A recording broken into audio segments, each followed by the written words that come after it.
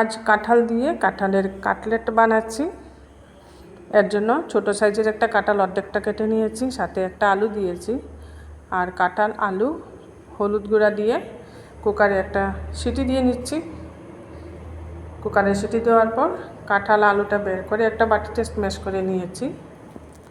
এর মধ্যে গুঁড়া মশলা দিয়ে দিচ্ছি। প্রথমেই দিচ্ছি জিরে গুঁড়া, হলুদটা তো আগেই দিয়ে দিয়েছি, ধনে গুঁড়া, আর দিচ্ছি লাল লঙ্কার গুঁড়া, পরিমাণ মতো লবণটা দিয়ে দিচ্ছি। লবণটা দেওয়ার পর দিচ্ছি এখানে গরম মশলা। গরম মশলাটা অবশ্যই দিবেন। গরম মশলা গুঁড়াটা না দিলে কাটলেটের টেস্টটাও আসবে না, গন্ধটাও খুব সুন্দর হবে। এর জন্য গরম মশলা গুঁড়াটা দিয়েছি এখানে। আর বানাচ্ছি কাঁঠালের কাটলেট। এটা একটা নিত্য নতুন রেসিপি, আর খেতেও খুব টেস্ট হয়। গ্যাসে একটা কড়াই বসিয়ে দিয়েছি, এর মধ্যে দিয়ে দিয়েছি সামান্য সরষের তেল। আর সব মশলা দিয়ে কাঁঠাল আর আলু স্ম্যাশ করে মিশিয়ে রেখেছিলাম একটা তেলের মধ্যে হালকাভাবে ভেজে নেব। তেলটা গরম হয়ে যাওয়ার পর এটা দিয়ে দিচ্ছি মিশ্রণটা। এটা আপনারা ইচ্ছে করলে না ভেজেও বানাতে পারেন। আমি একটু ভেজে বানাই, আমার কাছে ভেজে বানালে ভালো হয়। হালকা আঁচে একটু সময় নিয়ে এটাকে ভাজতে হবে।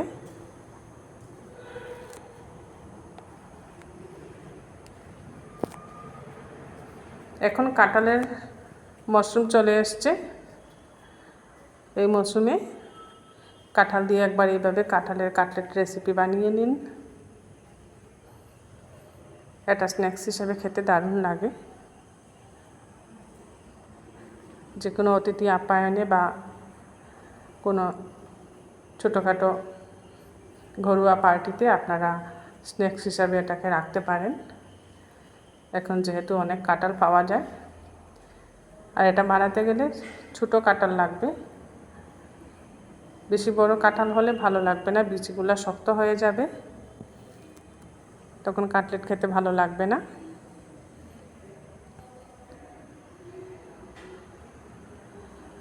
এটা একটু আঠালো হয়েছে, তাই একটা হাতার সাহায্যে আমি উল্টে পাল্টে এটাকে ভাজছি। এইভাবে একটা হাতা দিয়ে উল্টে পাল্টে একটু ছড়িয়ে ভাজতে হবে।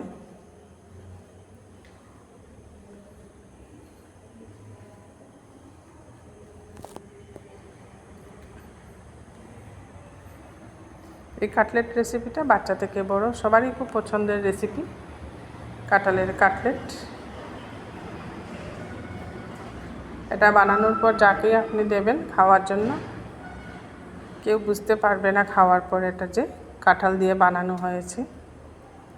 এত সুস্বাদু হয়। বারবার নাড়িয়ে এভাবে হালকা ভেজে নিচ্ছি। ভাজতে ভাজতে একটা মন্ডের মতো হয়ে গেছে।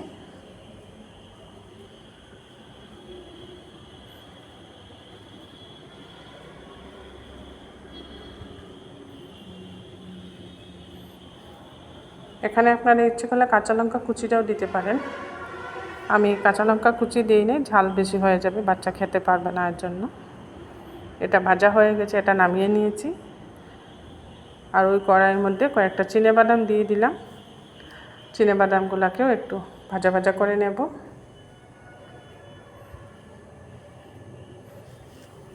চিনেবাদামটা দিবেন, চিনেবাদামটা দিলে বেশ ভালো লাগে। যখন কাটলেটটা খাওয়া হয় মুখের মধ্যে চিনেবাদাম পড়বে, তখন খুব ভালো লাগবে।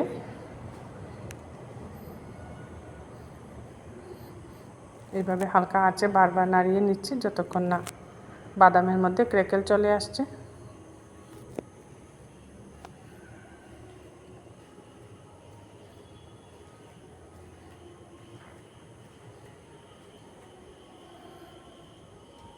বাদামগুলো প্রায় ভাজা ভাজা হয়ে গেছে।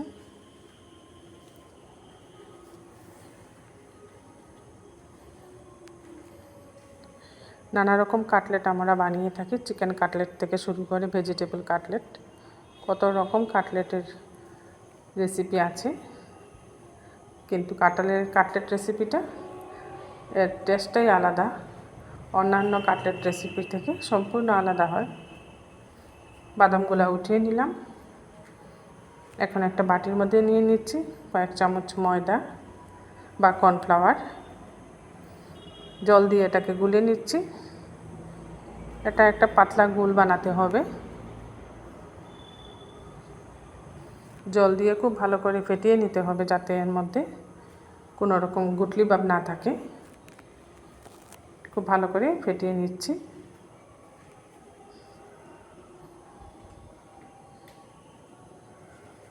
আর একটু জল দিয়ে পাতলা করে নিচ্ছি। এটা পাতলা করেই বানাতে হবে, গাঢ় করে বানালে ভালো হবে না।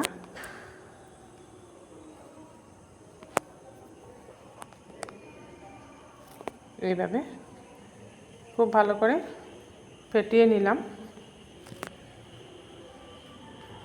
এবার এদিকে কাঁঠালের যে মিশ্রণটা আমি ভেজে রেখেছিলাম এটা ঠান্ডা হয়ে গেছে।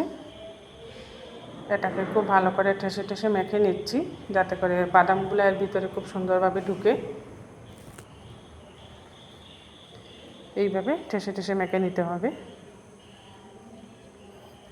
আমি যতটুকু কাঁঠালের মণ্ড এখানে বানিয়েছি এখান থেকে 6 থেকে 7টা কাটলেট হবে। এইভাবে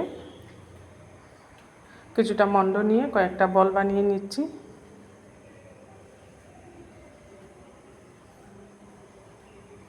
আর কাটলেট কিন্তু একদম ছোট ছোট ভালো লাগে না, একটু বড়ই বানাতে হয়, দেখতেও সুন্দর লাগে একটু বড় হলে। তাই একটু বড় করেই বানাচ্ছি কাঁঠালের কাটলেট। আর বাদামগুলো খুব সুন্দর এর ভিতরে ঢুকেছে।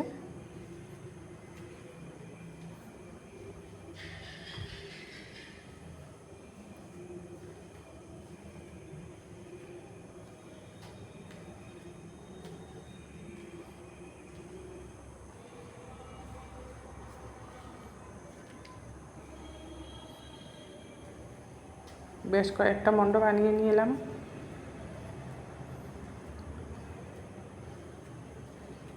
পাঁচটা হয়ে গেছে, আর 2টা হয়ে যাবে, 7টাই হচ্ছে।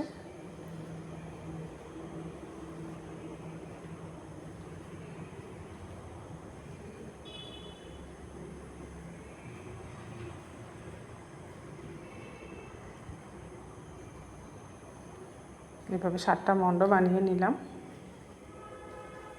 এবার কাটলেটগুলো আমি একটু অন্যরকমভাবে বানাচ্ছি। এর জন্য এখানে আইসক্রিম স্টিক নিয়েছি।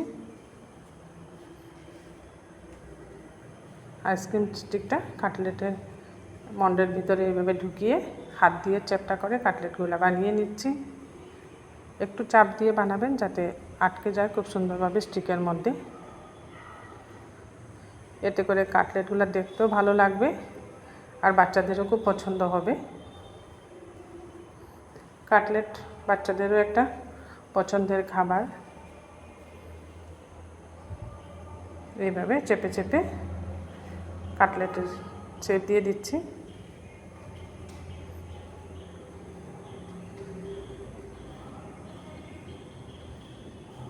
একটু নতুনত্ব আনার চেষ্টা করলাম কাঁঠালের কাটলেট।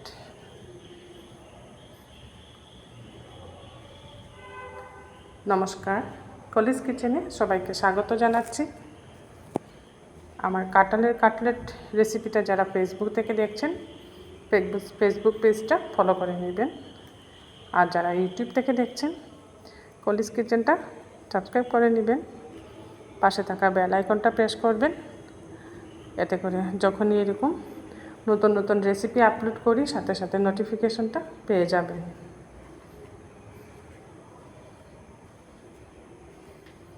সবগুলোর মধ্যে এভাবে স্টিকটা ঢুকিয়ে একটু চেপে চেপে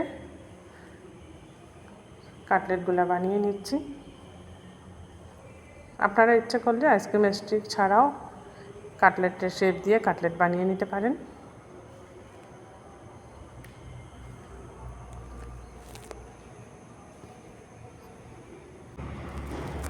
এভাবে বানিয়ে যে কোনো ছোটোখাটো পার্টিতে স্টার্টার হিসাবেও কাঁঠালের কাটলেটটা রাখতে পারেন। এতে করে স্টিকের মধ্যে ধরে সবারই খেতে সুবিধে হবে। সবগুলা বানিয়ে নিলাম, খুব সুন্দর হয়েছে দেখতে। এখন ময়দার গুলটা নিয়ে নিয়েছি আর সাথে নিয়েছি ব্রেড ক্রাম্ব। প্রথমেই একটা একটা করে কাটলেট আমি ময়দার গুলের মধ্যে ডুবিয়ে নিচ্ছি, দিয়ে দিচ্ছি ব্রেড ক্রাম্বের উপর। এবার দুইটা হাতই আমার ব্যবহার করতে হবে, তা না হলে ব্রেড ক্রাম্বটা খুব ভালো করে লাগাতে পারবো না কাটলেটের মধ্যে। এইভাবে বাঁ হাতটা দিয়ে কাটলেটের উপরে ব্রেড ক্রাম্বটা ছড়িয়ে দিচ্ছি। একটা হাত শুকনো না থাকলে ব্রেড ক্রাম্বটা ভিজা হাতে করলে হাতেই লেগে যাবে সব।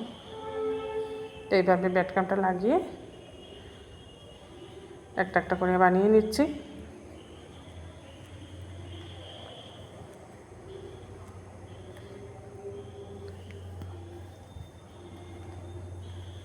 সবগুলাকে এইভাবে ময়দার গুলের মধ্যে ডুবিয়ে উপর থেকে ব্রেড ক্রাম্ব ছড়িয়ে দিচ্ছি। ব্রেড ক্রাম্ব ছড়িয়ে খুব ভালোভাবে কোট করে নিচ্ছি। আমি কিন্তু ব্রেড ক্রাম্ব দিয়ে একটা কোট আপনাদেরকে লাগিয়ে দেখাচ্ছি, কিন্তু এটার মধ্যে আমি দুইটা কোট করেছি। সেকেন্ড কোটটা আর দেখাই নাই। একই প্রসেসে একটা কোট হয়ে যাওয়ার পর কিছুক্ষণ পরে আবার ময়দার গোলাটার মধ্যে ডুবিয়ে ব্রেড ক্রাম্ব লাগিয়ে নিতে হবে। ডবল কোট করে ফ্রাই করলে খুব ভালো হবে, এতে করে বাইরের লেয়ারটা খুব ক্রিস্পি হয়, মুচমুচে হয়, ভালো লাগে খেতে।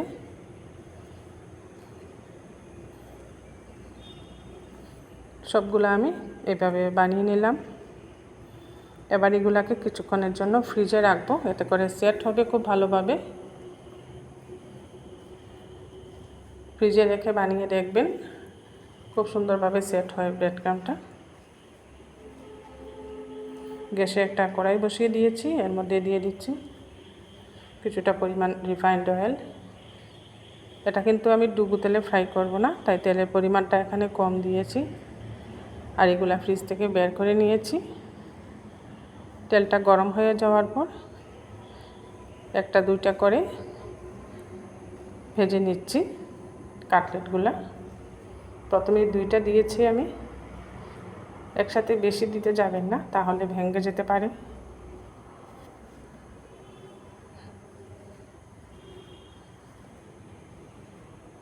গরম তেলের মধ্যে দুইটা দিয়ে কিছুক্ষণ ভেজে নিচ্ছি।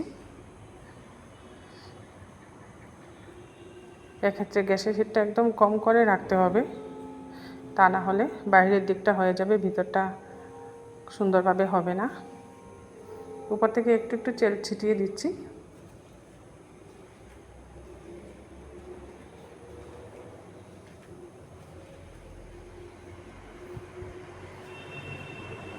উল্টে পাল্টে দিচ্ছি। আমার এই কাঁঠালের কাটলেট রেসিপিটা আপনাদের ভালো লাগলে বানিয়ে খাবেন। কমেন্টে অবশ্যই জানাবেন এর টেস্টটা কীরকম হলো।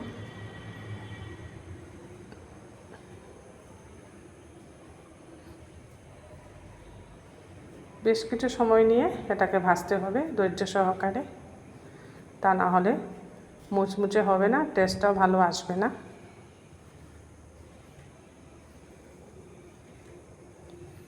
বারবার এইভাবে উল্টে পাল্টে লাল লাল করে ভেজে নিচ্ছি। এরকমভাবে সাইড করে একটা উঠিয়ে নেব আর একটা দেবো, এইভাবেই ভেজে নেব।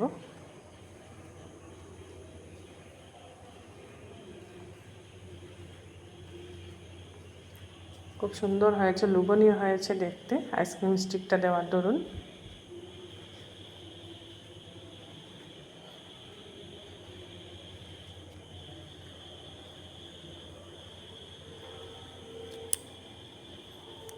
সবগুলাকে এইভাবে বারবার উল্টে পাল্টে দিচ্ছি। আর প্রথমে যেগুলো দিয়েছি এগুলাও হয়ে গেছে, এখন এগুলা উঠিয়ে নিচ্ছি। কালারটা খুব সুন্দর হয়েছে দেখুন, একদম মুচমুচে হয়েছে, দেখেই বোঝা যাচ্ছে কতটা ক্রিস্পি ভাব হচ্ছে বাইরের লেয়ারটা।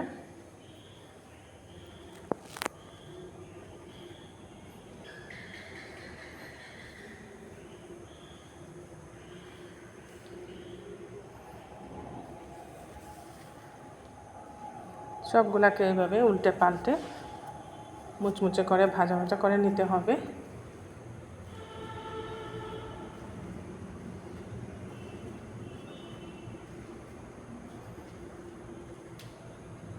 এটা হয়ে গেছে, উঠিয়ে নিচ্ছি।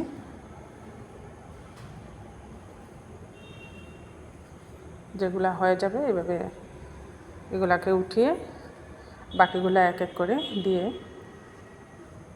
লাল লাল করে ভাজবো। আরেকটা দিয়ে দিলাম এখন।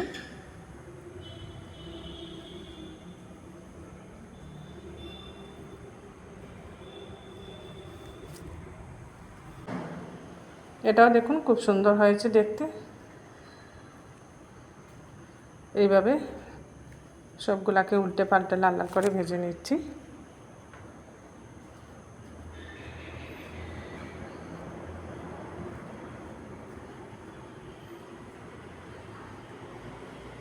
এই সাইডে আমি আরেকটা দিয়ে দেব, এর জন্য একটু জায়গা করে নিচ্ছি তেলের মধ্যে। কম তেল দিয়ে খুব সুন্দরভাবে 7টা কাটলেট ভেজে নিলাম।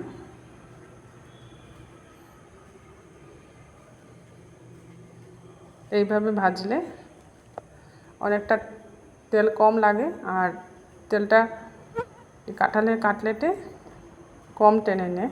দেখুন যতটুকু তেল দিয়েছি প্রায় এতটুকু তেলই রয়েছে আমার কড়াইয়ের মধ্যে। এগুলো ভাজা হয়ে গেছে, এক এক করে তেলটা ঝরিয়ে উঠিয়ে নিচ্ছি।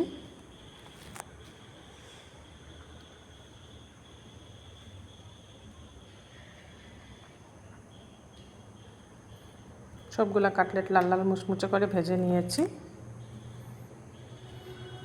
এবার একটা প্লেটে সাজিয়ে নিয়েছি, দেখুন খুব সুন্দর হয়েছে দেখতে। আর আইসক্রিম স্টিকটা দেওয়ার দরুন ধরে খেতে সুবিধে হবে বাচ্চা থেকে বড় সবার। আমার এই কাঁঠালের কাটলেট রেসিপিটা আপনাদের ভালো লাগলে একটা লাইক করে দিবেন, অবশ্যই সবার সাথে শেয়ার করবেন। দারুণ সুন্দর একটা রেসিপি।